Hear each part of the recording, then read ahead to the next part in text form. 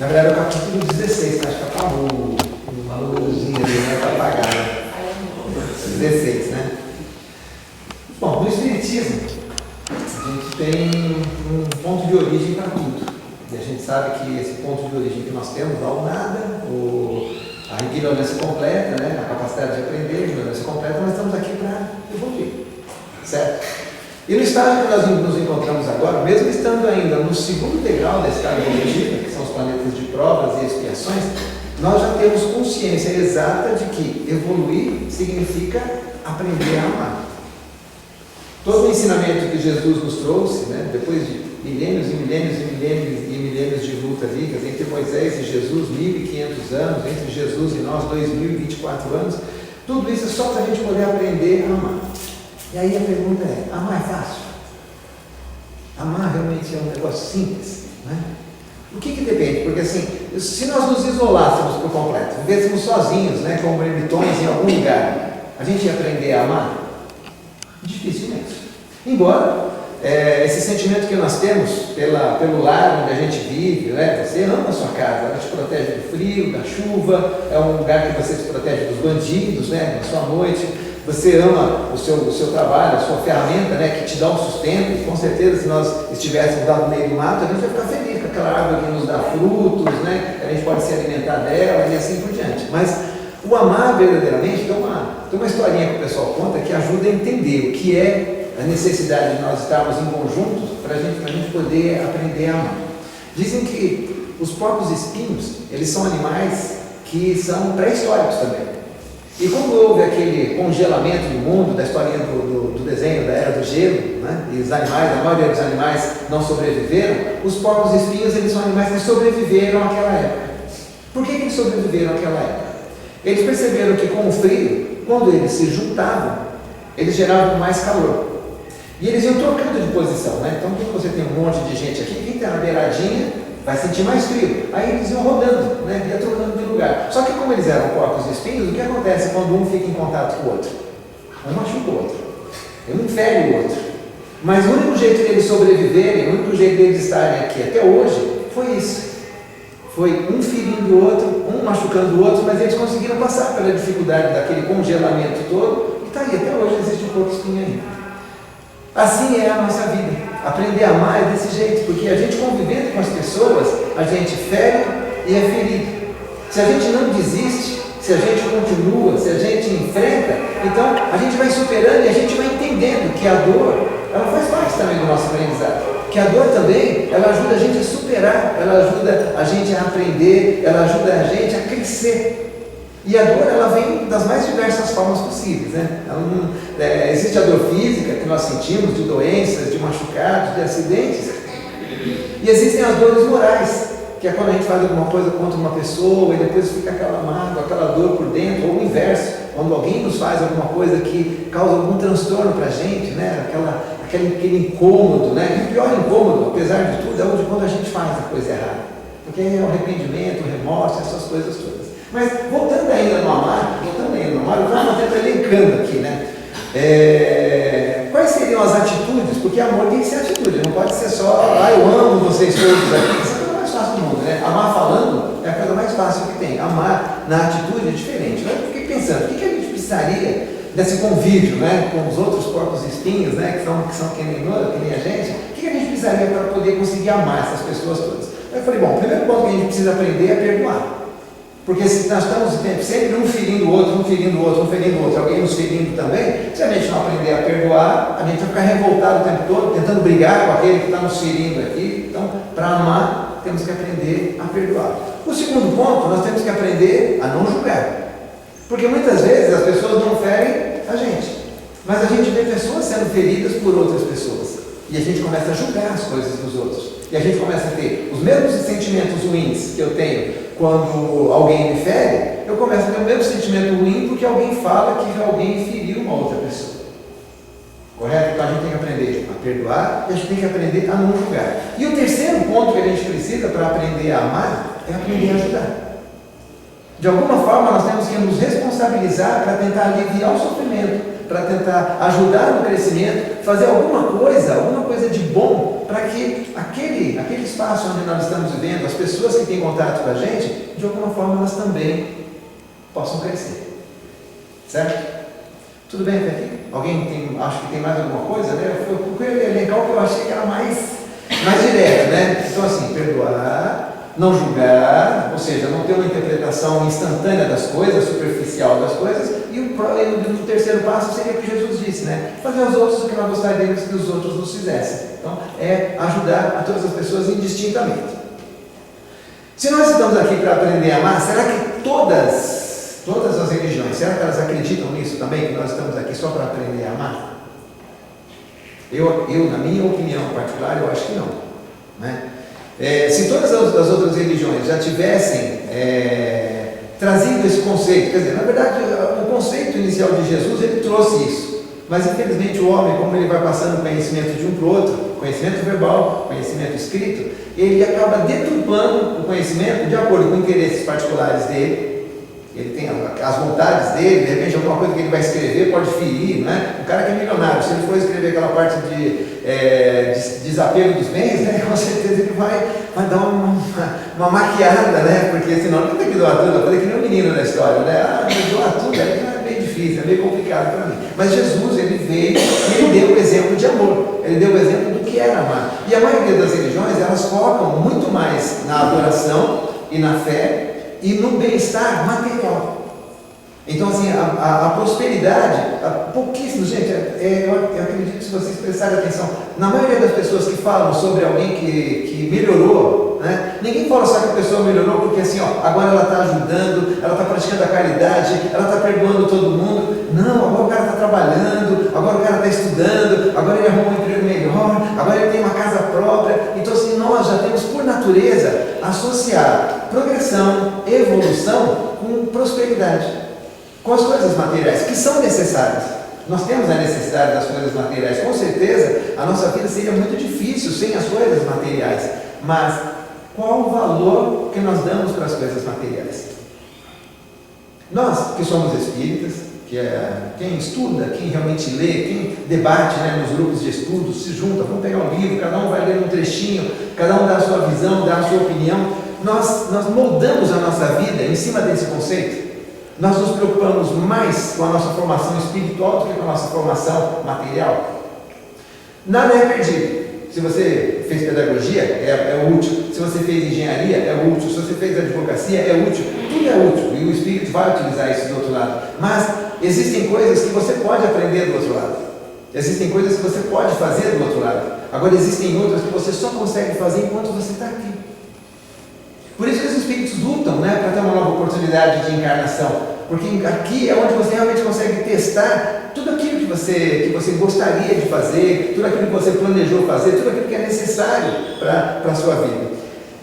Vou dar um exemplo dos nossos filhos, né? Quem tem filhos já e tal. Qual a dedicação que você tem para o seu filho para a formação espiritual?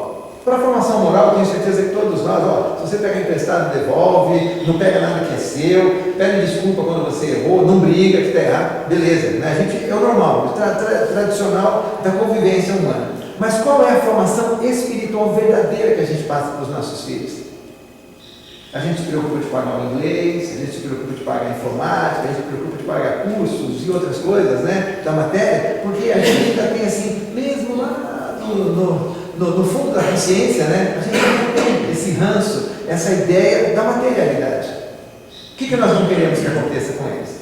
Que não sofram, que não passem por dificuldades, né, que tenham uma oportunidade de crescimento profissional, mas a gente foca muito mais no crescimento material, intelectual da matéria do que intelectual do espírito. Às vezes, né, a gente ainda tem a oportunidade, uma casa de oração, um centro espírita, a criança vem, começa a participar da evangelização, então desde pequenininho já vai criando alguns valores espirituais, porque as casas têm todo um trabalho, né, muito forte de orientação das crianças, mas cada espírito tem a sua própria tendência. E se aquilo que ele aprender dentro da casa de oração, se não houver continuidade no dia a dia, se o nosso assunto dentro da nossa casa são coisas profissionais, coisas voltadas para a faculdade, para pós-graduação, para MBA, para mestrado, para doutorado, formação na matéria, para poder ter crescimento profissional. Então, assim, a gente continua ainda ligado à matéria. Se tivermos a ideia da formação, que ajuda também, assim, com certeza não é alguém que saiu do primário agora que vai descobrir uma nova vacina, que vai descobrir a cura de uma doença, uma nova metodologia para economia, para administração ou para pedagogia. Tem que ser uma pessoa que estuda muito, né? Kardec estudou muito. Kardec não era uma pessoa qualquer, uma pessoa comum. Ele teve toda uma preparação para que ele pudesse fazer o trabalho. E aí, será que nós, mesmo que nós focamos na educação dos nossos filhos e a gente quer que eles cresçam intelectualmente, mas a gente tenta fazer com que o amor esteja presente no exercício da profissão dele? Nosso filho pode ser um grande cirurgião plástico, que cobra 100, 200 mil cada cirurgia. Ele faria cirurgia de um garoto lá do meio da favela, que não tem nem 10 centavos para poder pagar a cirurgia dele? Ele pode fazer uma bela cirurgia para um monte de gente, mas para aquelas que puderem pagar. Ele é um grande advogado, poderia defender pessoas que não têm condições de se defender sozinhas, né? Mas será que as pessoas podem pagar? Infelizmente não podem pagar, e aí ele não vai defender essas pessoas. Então, assim, todos nós, no exercício da nossa atividade, nós podemos também exercer a nossa atividade com o amor. Não só pensando na prosperidade física, mas pensando na prosperidade espiritual. E fazer as coisas com amor, nós não paramos para pensar, mas assim, existe um médico que você gosta de passar com ele. Porque indiretamente ele faz aquelas coisas com amor. Quando a pessoa se preocupa demais para fazer um trabalho bem feito, quando a pessoa se preocupa para ir além daquilo que você está esperando, é alguém que ama aquilo que faz. É alguém que tem um desejo verdadeiro, não está ligado somente em prosperidade material.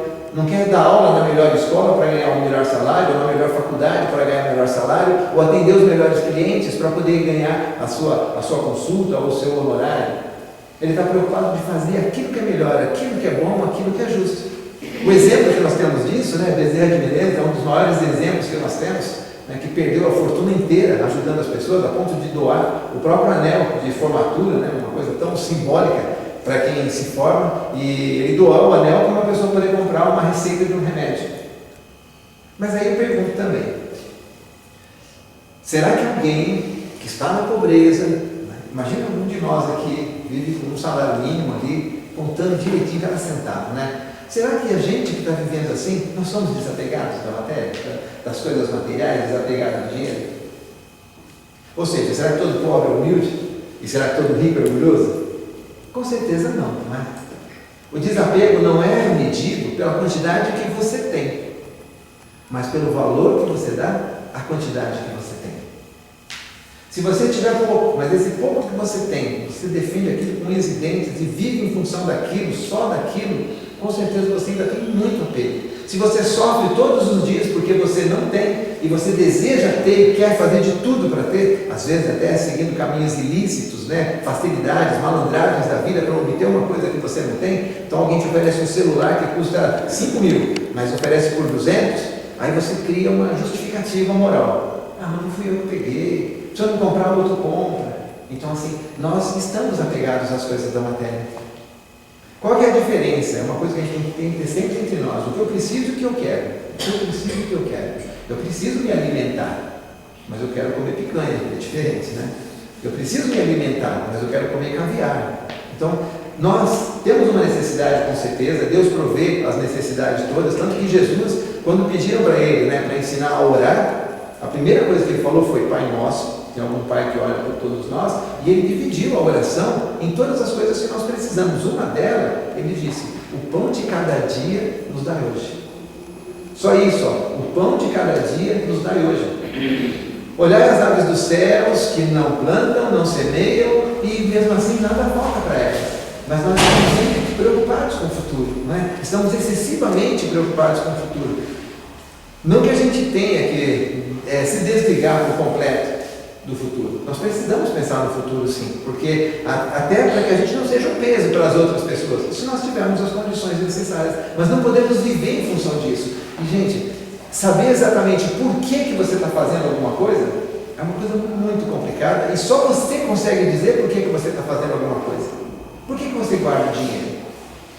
Porque eu quero que meus filhos tenham uma casa, eu quero que meus filhos não tenham que passar pelo aperto que eu passei. Será? Será que é mesmo? Será que você não gosta mesmo assim de ganhar dinheiro? Você precisa de uma justificativa? Porque eu não posso sair feio na foto, né? Então assim, se eu chegar para todo mundo e falar, gente, olha, eu gosto mesmo de ganhar dinheiro, eu me mato para ganhar dinheiro, mas se eu falar que é por causa disso, todo mundo vai ficar chateado comigo. Melhor eu falar que eu quero deixar um futuro para os meus filhos, eu quero ajudar esse, eu quero ajudar aquele. Quantas pessoas que querem ganhar na Mega Sena e que querem ajudar a casa no caminho, reformar não sei o que na casa, ampliar, mudar de lugar, fazer isso, e ajudar o asilo, e ajudar a creche, e ajudar... Não está cheio de gente assim? Mas será que se ganharem realmente, se tiverem tudo isso nas mãos, será que as pessoas fariam esse sacrifício? E aí vem o inverso também, né? Será que aquele que doa? Será que aquele que ajuda? Porque está sobrando, né? Mas será que ele é desprendido realmente dos bens materiais?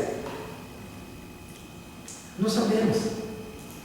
E não temos que julgar ninguém. Nós só podemos julgar a nós mesmos, até porque, mesmo que a pessoa que esteja dentro do seu lar, seja seu filho, sua esposa, seu marido, seu pai, sua mãe, seja quem for que está junto com você, e se ele tiver atitudes erradas, intenções erradas naquilo que ele faz, não reflete nada em você se você não seguir o mesmo caminho. Eu li um livro, um romance espírita, chamado O Bispo, e eles falam sobre a época da Inquisição e muitas coisas que foi feito, né? Que a gente precisa separar uma coisa, né? Não é uma coisa que a igreja fazia. Eram coisas que as pessoas que estavam na igreja, que infelizmente tinham também sentimentos ainda de orgulho, de vaidade, de egoísmo muito forte, e elas fizeram nesses dias. Nós não podemos personalizar o espiritismo pelas atitudes do Walter, e nem pelas atitudes do Divaldo, nem do Chico. Nós também não podemos personalizar em nenhuma das igrejas, seja ela qual for, pela atitude particular de determinadas pessoas, porque não foram todas as pessoas que erraram, alguns cometeram erros. E nesse livro ele conta a situação de um padre. Eles tinham um mosteiro, né, onde eles cuidavam de garotos, e o bispo ele era homossexual. E tem muitos casos disso na igreja, como tem em qualquer lugar, né? Não é privilégio de ninguém. Isso é uma coisa que o ser humano, o espírito traz por alguma necessidade dele, por algum problema dele, por alguma coisa. Mas havia um padre que era subalterno, que sabia das coisas, e ele fazia, vamos dizer assim, o meio de campo. Ele tentava fazer com que as características ruins que aquele bispo tinha, ele, ao mesmo tempo que ele não podia ir contra a igreja, contra a hierarquia, mas ele lutava para que as coisas acontecessem da maneira mais branda possível. Ele procurava fazer com que não houvesse o mal. Uma vez, numa das historinhas que a gente conta do Chico, diz que ele foi visitar um rapaz que ele era meio atrapalhado, né? E aí o Chico, a pessoa que estava acompanhando o Chico, ele falou assim: escuta, você não tem um maço de cigarro aí? Por que, Chico? Porque eu queria dar um maço de cigarro para ele. Porque ele fuma, ele gosta disso, e quando ele não fuma ele fica nervoso, ele acaba às vezes sendo violento e tal, e deu um cigarro para o menino. Se a gente olhar só assim, poxa, o Chico deu um cigarro para o menino, a gente vai julgar o Chico e falar, pô, está incentivando o vício, está incentivando isso, estamos julgando. Mas ele fez de um jeito diferente, ele tentou equilibrar a situação. Então assim, todos nós temos um motivo dentro de nós para cada coisa que nós fazemos. E assim, se nós temos hoje o conhecimento, o Espiritismo traz essa ferramenta para a gente, traz a reflexão. Jesus disse: conhecerás a verdade e a verdade vos libertará. Então, cada um de nós, cada vez que lê o Evangelho, pensa, analisa, onde eu me enquadro. Cada vez que a gente ouve uma palestra, é impossível que uma palestra seja 100% perdida. Alguma coisa de bom deve ter. E se a gente pegar aquele pedacinho que, puxa, eu não tinha pensado desse lado ainda, e a gente começar a se autoanalisar. Eu bato sempre nas minhas palestras, até nas que são gravadas, né? Eu sempre volto naquela frase que está escrita lá no Templo de Delfos: se queres evoluir, conhece-te a ti mesmo. E a gente não se conhece. Às vezes nós nos esforçamos, sinceramente, assim, poxa, eu vou ajudar, eu vou doar, eu vou participar como voluntário, eu vou ser desprendido. Mas qual é o verdadeiro desprendimento que nós temos mesmo? Qual é o verdadeiro valor que nós damos realmente para as coisas da matéria? Nós precisamos fazer essa leitura dentro da gente. Eu preciso sobreviver, eu preciso pagar minhas contas, eu preciso me alimentar, eu preciso sustentar minha família. Ponto. Isso aí não é negar. Não dá para a gente abandonar todos aqueles que estão sob nossa responsabilidade. Faz parte da nossa vida também o processo de sustentação daqueles que estão conosco. Mas até que ponto que eu estou sendo realmente o provedor, e até que ponto que eu estou extrapolando essa providência, e agora está sendo uma coisa já pessoal. uma coisa que está me ajudando na minha vaidade, que está ajudando no meu orgulho, que está ajudando no meu egoísmo. Ninguém pode fazer essa leitura pela gente, né? Só nós mesmos é que conseguimos fazer. E se todos nós, vamos imaginar que todos nós fôssemos desprendidos agora, a partir de agora, a partir de amanhã, vamos fazer aquele menino lá. Jesus chegou e falou, assim, mestre, o que eu posso fazer para poder atingir a evolução, né? Mas faz o seguinte, você segue os mandamentos, né? Os 10 mandamentos eu sigo, não roubar, não matar, não levantar falso testemunho, honrar pai e mãe e tal. Beleza, então doa todos os seus bens e siga. Aí doar todos os bens, né? Esse foi o exemplo que Jesus deu. Supondo que a gente chegasse na segunda-feira, todos nós agora, e uma humanidade inteira, doasse tudo que tem. Pronto, pega o seu dinheiro no banco, vou passar lá na favela, ou vou lá para os lugares onde tem miséria, e vou doar tudo que eu tenho para todo mundo. O que aconteceria se todo mundo doasse tudo? Será que o mundo seria o mesmo? Segundo o Evangelho, o primeiro ponto que nós teríamos é que, dentro de alguns meses, todo o dinheiro novamente já estaria mais na mão de alguns do que na mão de outros, porque nem todo mundo tem a facilidade de lidar com o dinheiro. Segundo, que nós, hoje, a evolução que nós temos na humanidade, ela ainda depende do dinheiro. Os laboratórios, eles cobram horrores, né? O meu primo trabalha numa empresa que ela distribui, ele faz a parte de informática, uma empresa que distribui esses remédios contra o câncer, as quimioterapias, né? Tem quimioterapia que cada injeção custa 20 mil reais. Mas como é que pode um produto ali que eles tiram da natureza custar 20 mil? Porque na verdade tem 10 anos de pesquisa, 200 pessoas trabalhando e testam uma coisa e outra, e pagam grupo de teste, grupo de controle e tal, e aí os caras, lógico que tem também o lucro, não pode esquecer que tem que ter o lucro. Mas se não tivesse isso, se o bem material não financiasse todas essas pesquisas, todo esse trabalho, tudo que nós temos hoje, a câmera que está filmando, o celular que nós usamos, ele só está existindo porque alguém está preocupado em lançar um produto, em ganhar dinheiro, e tudo isso está trazendo progresso. Se não tivesse, será que as coisas aconteceriam da mesma forma? Se todo mundo fosse desprendido e ninguém tivesse o dinheiro, infelizmente não teríamos nada daquilo que nós temos hoje. Com certeza não teríamos. Porque nós não temos evolução moral ainda suficiente para que cada um doe o melhor de si. Nós ainda estamos na fase em que a gente acha que o médico é melhor que o lixeiro, que o advogado é melhor do que o lavrador, que o professor é melhor do que o gari, e sendo que na verdade cada um deles executa uma tarefa que é necessária. Se todo mundo for professor, alguém vai ficar doente e não vai ter quem trate. Se todo mundo for médico, alguém vai ter um problema na justiça e não vai ter quem defenda. Então é necessário que haja essa pluralidade de conhecimentos, de saberes, de oportunidades, de valores, para que justamente a gente consiga ter sempre o equilíbrio. Porque lá no começo, quando nós vivíamos somente para se alimentar, quando nós ainda estávamos, né, na pré-história, então a gente levantava e hoje eu vou ter que dar um jeito de comer, ou fruta, ou matar um bicho, eu vou ter que dar um jeito de comer. Então era muito simples a nossa vida. Mas essa simplicidade não faz a gente atingir essa evolução que nós temos agora. Então, naturalmente, nós estamos buscando coisas mais complexas. Nós estamos nos organizando, nós estamos percebendo que a especialização facilita. Porque se alguém só planta, ele vai ficando bom naquilo. Se alguém só cuida de rebanhos, ele vai ficando bom naquilo. Se alguém só cuida de contar, de separar, de organizar, de administrar, ele vai ficando bom naquilo. Tudo que você vai repetindo, você vai se tornando cada vez melhor. Todo mundo consegue entender isso. Então, assim, se a gente começasse a repetir aquele processo de amar, será que a gente não ficava melhor também? Se eu perdoasse mais, se eu julgasse menos, e se eu ajudasse mais, eu não ia aprender a amar mais também? Mas muitas vezes eu vou fazer coisa que é contra a minha vontade. Mas aquele cara não merece, eu vou fazer aquilo ali com aquele cara, eu já fiz 3 vezes, e o cara... Mas Jesus falou, perdoa não apenas 7 vezes, mas 70 vezes 7 vezes. Então, nós precisamos entender todo esse processo dentro da gente. Nós estamos hoje na era da inteligência. A inteligência artificial, eu tenho muito contato, né, por causa de trabalhar com informática, e acredito que hoje, mesmo quem não trabalha com informática, tem a facilidade de pesquisar o tal do chat GPT. Eu já montei palestra inteira espírita, através do chat, só para ver o que ele falava, né? Ele assim, tem todo o fundamento das obras espíritas e ainda tem um adendo.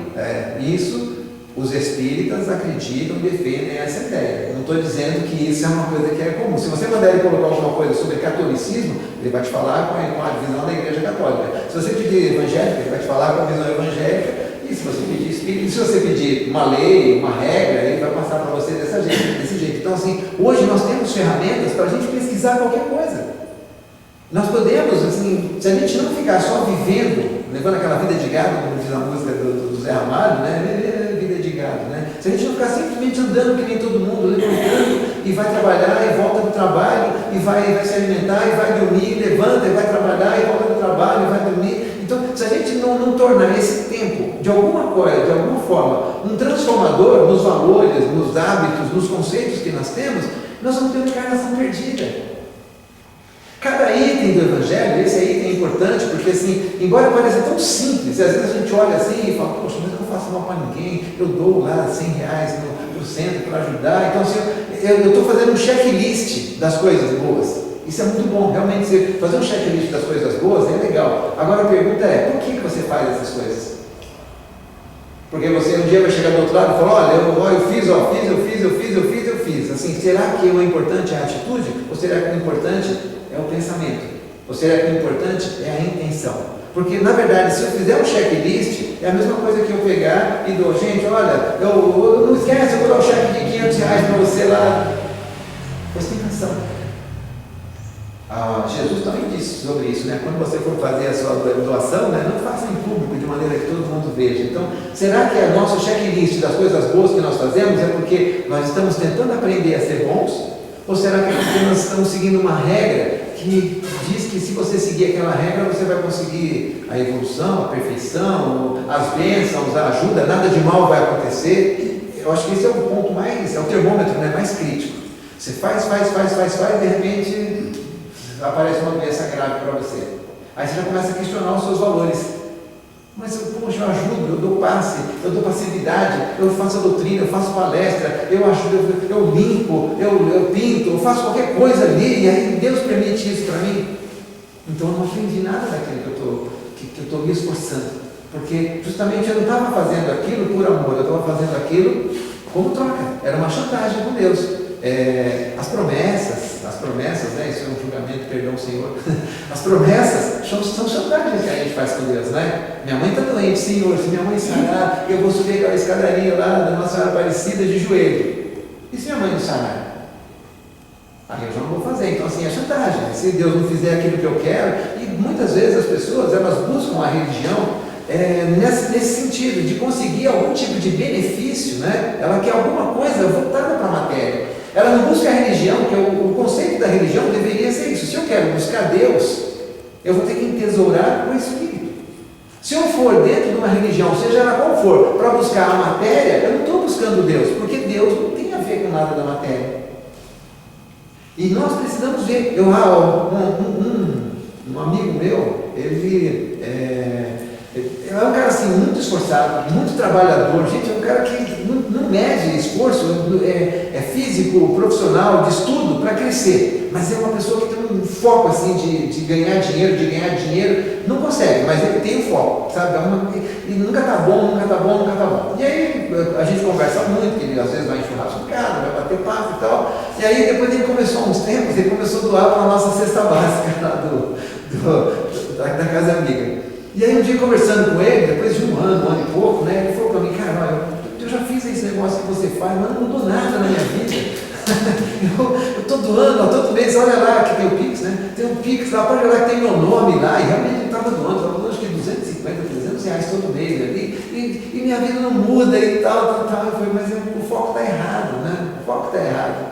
A sua vida não vai mudar por causa disso. Né? Aquilo ali vai mudar a vida de outra pessoa, então faz o contrário, vai comigo no dia da entrega da cesta, ou então pega uma dessas pessoas, leva a cesta na casa dela, e você vai lá e vê a alegria dessas pessoas, vê a felicidade dessas pessoas, que aí você vai entender realmente qual era o objetivo, não era o dinheiro, não é a sua coisa com Deus, né? A Madre Teresa de Calcutá, ela tem, né, uma frase que ela fala sobre isso, né? Que se você tentar fazer o bem para as pessoas, elas vão te enganar. Muitas pessoas vão te tratar como bobo, elas vão ser pejorativas com aquilo que você faz, mas ela fala, continue fazendo bem do mesmo jeito. Seja bom do mesmo jeito, porque nunca é entre você e as pessoas, é entre você e Deus. E gente, quer maior aprovação do que a aprovação de Deus para as coisas que nós fazemos? É pena que a gente não consegue ver isso, como nós não vemos a força da oração. Nós não percebemos o bem que a oração faz para nós. Então a oração nem sempre é a primeira coisa que nós fazemos. Mas, gente, a movimentação de energias que nós fazemos através da nossa oração, ela resolve qualquer problema. Só que resolver problema não é fazer o que nós queremos. Resolver problema é fazer o que Deus acha que é bom para nós. Mesmo que às vezes não pareça, mas eu pedi tanto a cura, eu não consegui a cura. Você conseguiu sim, porque assim, a doença é importante para você. Você está conseguindo a cura do espírito, é o seu espírito que está doente. E a doença ela vai fazer você curar esse espírito. Mas eu faço estudo e não adianta, eu não ando para frente. Você está andando para frente, você não está conseguindo bens materiais. E não ter os bens materiais é importante para você nessa oportunidade.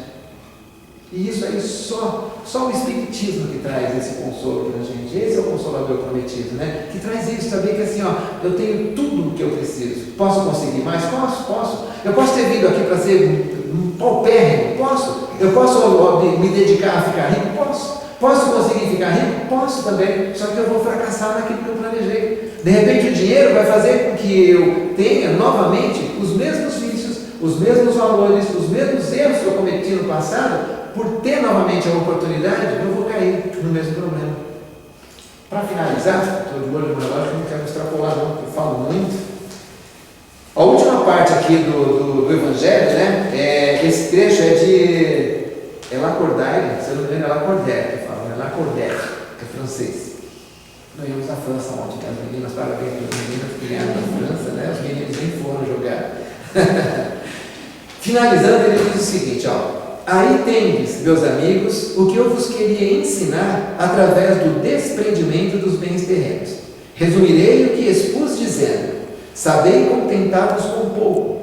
Se sois pobres, não invejeis os ricos, porquanto a riqueza não é necessária à felicidade. Se sois ricos, não esqueçais que os bens de que dispondes apenas vos estão confiados e que tendes de justificar o emprego que lhes derdes, como se prestasseis contas de uma tutela. Não sejais depositário infiel, utilizando-os unicamente em satisfação do vosso orgulho e da vossa sensualidade. Não vos julgueis com o direito de dispor em vosso exclusivo proveito daquilo que recebestes, não por doação, mas simplesmente como um empréstimo. Se não sabeis restituir, não tendes o direito de pedir. E lembrai-vos de que aquele que dá aos pobres salda a dívida que contraiu com Deus. Que Deus abençoe vocês todos, gente. E a mim também.